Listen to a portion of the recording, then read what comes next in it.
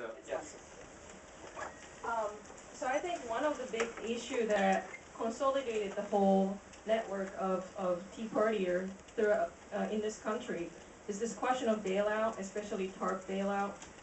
And about 2 weeks ago, there was an official report issued from FCIC committee on the assessment of the bailout and the whole crisis that happened 2007 to 8.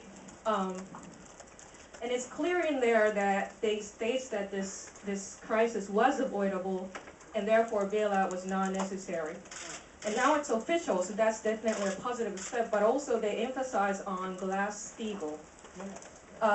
Now, if we actually pass this Glass-Steagall, there's a ways to actually kill Wall Street, get them out, so that we don't have to bail them out. Now, my question is, are you actually with this report, FCIC report, or are you opposed to FCIC report and kiss the ass of Wall Street? I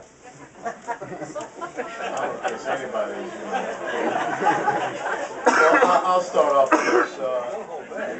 I have not read the FDIC report, but this is what history has a way of repeating itself and teaching you a very bad lesson if you don't pay attention.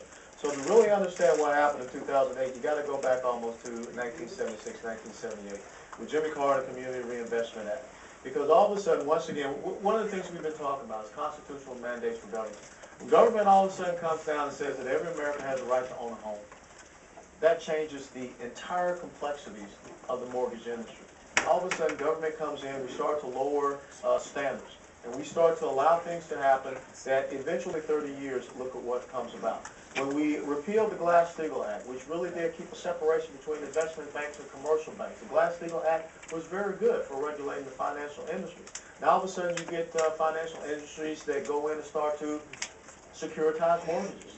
So now all of a sudden these bad mortgages get lumped up with good mortgages, and they get bundled together, they get sold out from bank to foreign banks, and then all of a sudden people recognize that, oops, people are going out there getting mortgages that they cannot afford, but because the government came in and changed the standard, okay, that is what led to the collapse in 2008.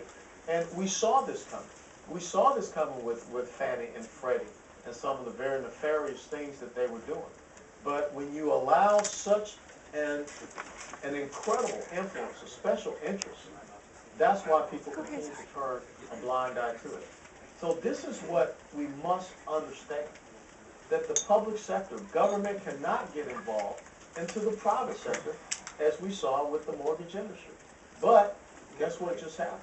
Once again, government has come about and said that every American has a right to health care. So 30 years from now, or maybe even shorter than that, where would that end up for? So what you're talking about is really just a symptom. We have to start looking at the greater causes of some of these things. And it's a failure of the government up here to understand their mandates and not overstep those mandates and cause those subsequent financial disasters. I just